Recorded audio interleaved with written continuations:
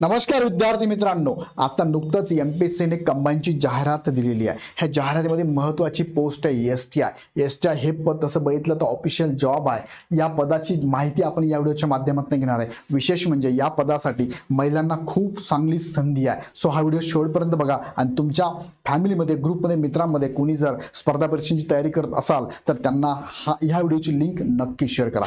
या व्हिडिओमध्ये आपण काय बघणार आहोत, या पदासाठी शैक्षणिक पात्रता, वयोमर्यादा, शारीरिक पात्रता, पगार, कामाचं स्वरूप आणि ठिकाण काय असतं, प्रमोशन, परीक्षा पद्धत आणि निवड पद्धत आपण बघणार आहोत। आता तिकडे जाण्यापूर्वी इग्नाइट अकॅडमीकडनं तुम्हाला या एक्झामची तयारी करण्यासाठी प्रिलिमची बॅच आणि प्रिलिम प्लस मेन्सची बॅच इथे दिलेली आहे। तुम्ही जर प्रिलिम प्लस मेन्स बॅच एकत्र घेतली, ज्या बॅचचं नाव आहे आरंभ बॅच, तर तुम्हाला ही बॅच 6999 प्लस जीएसटी मध्ये आहे।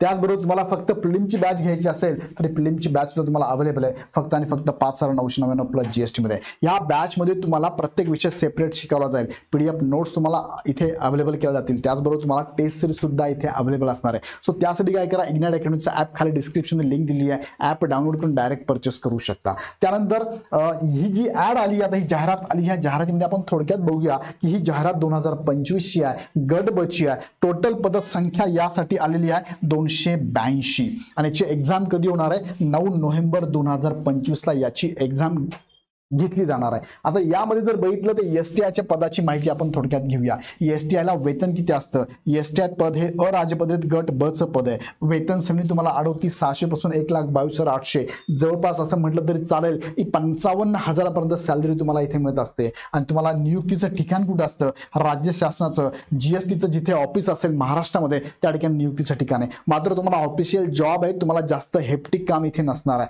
म्हणजे ऑफिसचा टायमिंग असतो, वीकेंडला सुट्टी पण असते आणि इथे प्रमोशन पण मिळतं, राज्य कर अधिकारी पर्यंत तुम्ही प्रमोट इथे होऊ शकतात।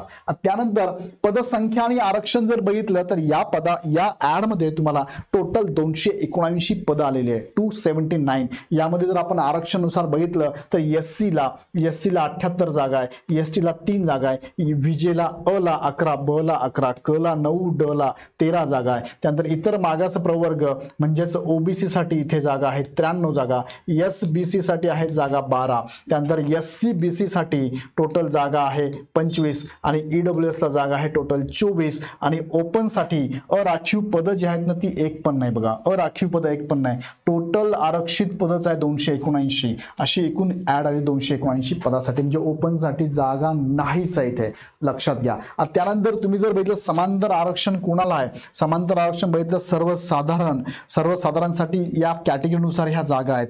महिलांसाठी बघा टोटल जागा किती आहे, महिलांना 84 जागा आहे, सर्वसाधारण 181 आहे, सर्वसाधारण म्हणजे मेल आणि फिमेल तिथे असतात। त्यानंतर खेळाडूंसाठी टोटल जागा कॅटेगरीनुसार बघितल्या तर 14 जागा आहेत, दिव्यांगांना एकूण 11 जागा आहे आणि अनाथांना इथे 3 जागा देण्यात आलेल्या आहेत। सो तुम्ही जर यामधून बिलॉंग करत असाल, तुमच्यासाठी चांगली संधी आहे, फॉर्म भरून टाका।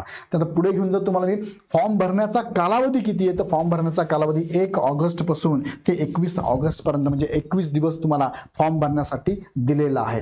त्यानंतर जागा वाढणार का, तर ऍड मध्ये आपण जर बघितलं तर निश्चित स्वरूपात त्याने दिलेलं आहे की जागा वाढणार आहे। एका टप्प्यावरती एमपीएससी ला जर मागणी पत्र आलं, म्हणजे पीएसआय आणि एसआर चे अजून मागणी पत्र येणं बाकी आहे, ते जर आलं तर आम्ही त्या जागा वाढू शकतो आणि 100% जागा वाढतील, हे मी तुम्हाला खात्रीदायक सांगतो, कारण जागा व्हॅकंट आहे। त्यानंतर पुढे घेऊन जातो की एसटीआय साठी पात्रता काय असते। पात्रतेमध्ये 3 महत्त्वाचे मुद्दे आहेत, शिक्षण, वय आणि शारीरिक पात्रता। त्यामध्ये शिक्षण जर आपण बघितलं तर कोणताही पदवीधर या पदासाठी पात्र आहे, कोणताही पदवीधर, त्याच्याकडे डिग्री असेल किंवा ॲपियर असणारा विद्यार्थी सुद्धा यासाठी फॉर्म भरू शकतो। याला कामाचा अनुभवाची गरज नाहीये, एनी ग्रॅज्युएट विद्यार्थी फॉर्म भरू शकतो। वयोमर्यादा जर बघितली तर वयोमर्यादेमध्ये कमीत कमी वय असं लागतं 18 आणि ओपन साठी असेल तुम्हाला 38 वर्ष, कॅटेगरीला असणारे 43 वर्षापर्यंत। तुम्ही दिव्यांग असेल तर 45 वर्षापर्यंत फॉर्म भरू शकता। तुम्ही माजी सैनिक असाल तर तुमची सेवा वजा करून तुम्हाला 43 वर्षापर्यंत सुद्धा इथे सूट देण्यात आलेली आहे। आता यासाठी शारीरिक पात्रतेची गरज आहे का, तर अजिबात नाही, शारीरिक पात्रतेची गरज नाही। दिव्यांग उमेदवार फॉर्म भरू शकतो, म्हणजे शारीरिक पात्रतेची गरज नाहीये। परीक्षा शुल्क जर बघितलं, यामध्ये ओपन 394 आहे, कॅटेगरीला 294 फी तुम्हाला इथे भरावी लागते। त्याचबरोबर तुम्हाला ही परीक्षा कशी असते, तर ही परीक्षा बघा, हे पद जे आहे गट ब चं पद आहे, ही 2 टप्प्यात एक्झाम होते। पहिला टप्पा संयुक्त पूर्व परीक्षा 100 मार्कांचा, दुसरा टप्पा असतो मुख्य परीक्षा 400 गुणांचा। मुख्य परीक्षेला 2 पेपर असतात। मग आपण बघूया पूर्व परीक्षेमध्ये बघा 100 प्रश्न 100 मार्कांसाठी पदवी लेवलचे प्रश्न विचारले जातात तुम्हाला. माध्यम मराठी इंग्लिश बोथ असतं. एका तासामध्ये क्वेश्चन पेपर सोडवायचे. MCQ पॅटर्न मध्ये क्वेश्चन तुम्हाला विचारले जातात. अजून एक महत्त्वाचा मुद्दा, यामध्ये तुम्हाला अभ्यास करताना जे 100 प्रश्न आहे ना, त्यासाठी तुम्हाला 9 सब्जेक्ट अभ्यासायचे आहे. त्यामध्ये history, geography, polity, economics, science, त्यानंतर करंट, मॅथ आणि रिझनिंग असे तुम्हाला 8 सब्जेक्ट अभ्यासायचे आहे. 8 सब्जेक्ट मिळून तुम्हाला 100 प्रश्न 100 मार्कांसाठी विचारले जातात. आता ही एक्झाम जी असते ना, याला निगेटिव्ह मार्किंग आहे का, तर यस, याला 1/4 निगेटिव्ह मार्किंग असणार आहे. आणि निगेटिव्ह मार्किंग तुम्हाला प्रत्येक म्हणजे या स्टेपवर प्रिलिमला पण आहे आणि मुख्य परीक्षेला सुद्धा असणार आहे. आता मुख्य परीक्षा ही कशी होत असते, तर पूर्व परीक्षेमधून मुख्य परीक्षेला विद्यार्थ्यांची निवड केली जाते. किती विद्यार्थी निवड केली जाते, तर उपलब्ध जागेच्या 12 पट उमेदवार हे मुख्य परीक्षेला जात असतात, मेन एक्झामला जात असतात. बघा, त्यांनी नोटीस तशी आपल्याला दिलेली आहे, ती मी तुम्हाला सांगतोच. आता मुख्य परीक्षेला तुम्ही गेल्यानंतर मुख्य परीक्षा जी असते ही मुख्य परीक्षा बघा 2 पेपर असतात, प्रत्येकी 200 मार्कांसाठी हे 2 पेपर असतात.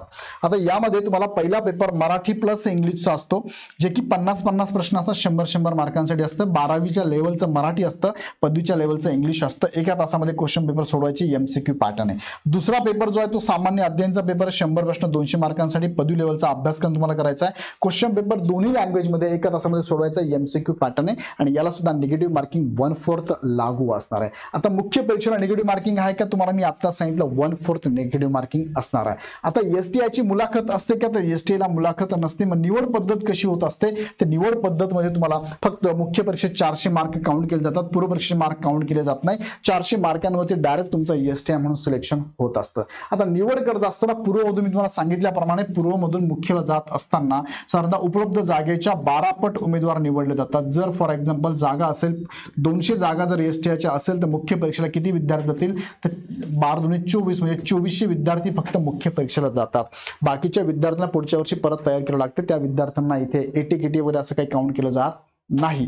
सो पूर्वमधून मुख्य लावा 2400 मधनं फायनल 200 विद्यार्थी सिलेक्ट होणार आहे. आता मेरिट लिस्ट जी लागते, मेरिट लिस्ट लागल्यानंतर तुम्हाला ऑप्टिंग आउटचा ऑप्शन दिला जातो. कुणाला जर हे पद नको असेल तर ते ऑप्टिंग आउट करू शकतात आणि फायनल तुमची मेरिट लिस्ट लागते आणि त्यानंतर तुमचं DV होऊन तुमचं सिलेक्शन किंवा नियुक्ती तुम्हाला दिली जाते.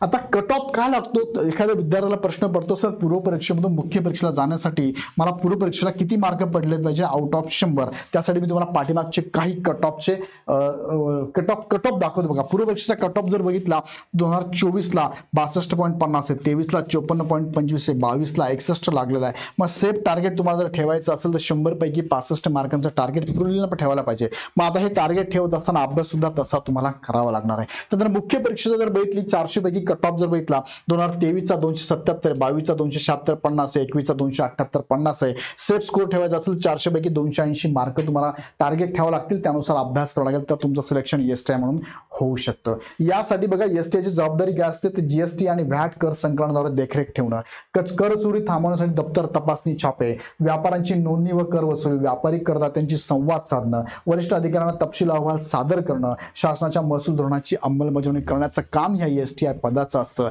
STI चा पगार तुम्ही जर बघितला, मी तुम्हाला म्हटल्याप्रमाणे 55 ते 58 हजारापर्यंत तुम्हाला हातात पगार मिळत असतो. पदोन्नतीची संधी आहे का, यस.